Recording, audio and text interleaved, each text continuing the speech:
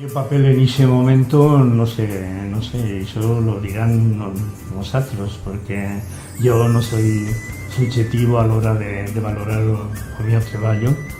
en ese campo. Yo me pienso que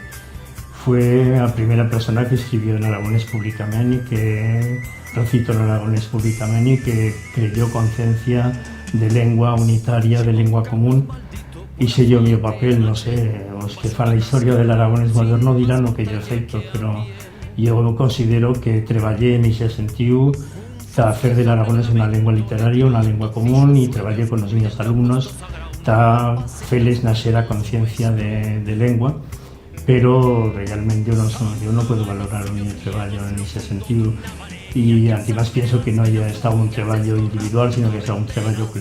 colectivo, porque muy luego se sumó a esos primeros pasos que yo hacía, pues se sumó, ¿no?, Francho Nagore y Atrachén, pero sobre todo Francho Nagore estuvo primero en seguir los pasos que yo inicié, pero el trabajo ha estado colectivo, no ha estado un trabajo individual. Os pocos que tenían este inquietud nos empecipamos a chuntar, a hacer reunións, a hacer cosas chuntas. Pues, por exemplo, é importante as clases de aragonés que se feban en Zaragoza no Cerclo Alto Aragón ou en outras instancias, o Rolde, no Cardenal Xavierre, etc., ¿no? As clases de aragonés que se daban por Radio Popular, por exemplo, as clases de aragonés que yo publicaba en el noticiero, justo antes de que se cerrase el noticiero, todo isto, ¿no? A reunión que se fació en el año 1974 en Zaragoza, en que ya pues una serie de escritores, de estudiosos,